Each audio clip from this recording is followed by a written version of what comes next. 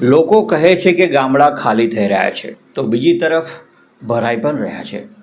લોકો કહે છે કે ગામડામાં આવક નથી તો બીજી તરફ અમુક લોકો આવકના સાધનો પણ ઊભા કરી રહ્યા છે.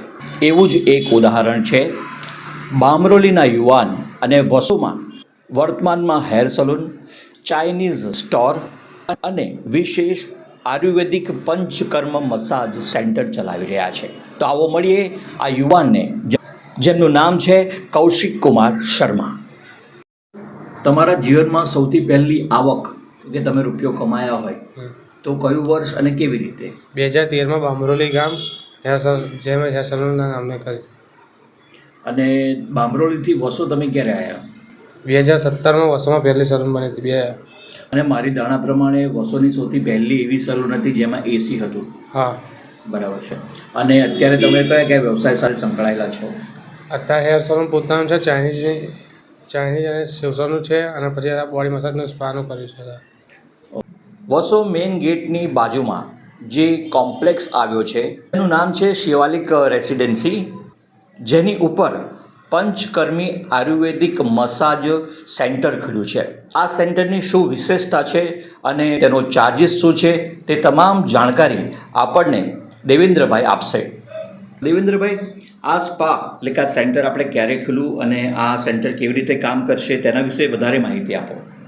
આ સેન્ટર ગુરુવારે સવારે 9 વાગ્યાનો શુભારંભ કર્યો હતો અને આ ટોટલ આયુર્વેદિક પદ્ધતિથી જે આયુર્વેદિક તેલ આવે છે મહાનારાયણ અને બીજું કે સરસવનું પણ તેલ આવે છે તેનાથી ફૂલ બોડી મસાજ અહીંયા કરવામાં આવશે.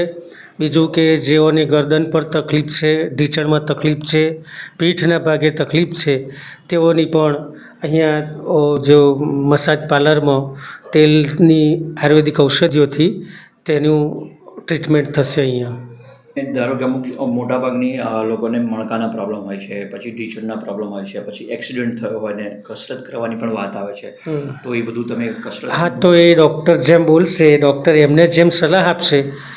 અને ખાસ તો એક વસ્તુ એ કહેવાની કે ડૉક્ટરને પહેલાં પૂછવું કે આવી રીતે કોઈને મણકાની તકલીફ હોય, જો ડૉક્ટર કહે કે મસાજ કરાવજો તો જ મસાજ કરવામાં આવે, ડૉક્ટરની સલાહ પ્રમાણે જ, એમને એમ ના કરાય.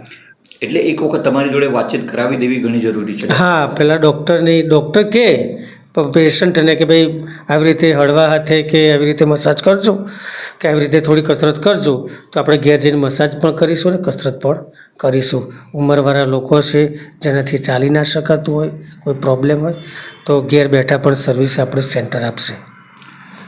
આવા સેન્ટરો ઘણા ઓછા હોય છે જ્યાં સુવ્યવસ્થિત કામકાજ થતું હોય, ત્યારે વસો ખાતે આપણને એક આવો લાભ મળ્યો છે. તો ચોક્કસ પંચકર્મી આયુર્વેદિક સેન્ટરને સહયોગ કરશો અને તમને કોઈ પણ જાણકારી જોઈએ તો મોબાઈલ નંબર તમને આપેલો છે, ત્યાં તમે પૂછપરછ કરી શકો છો.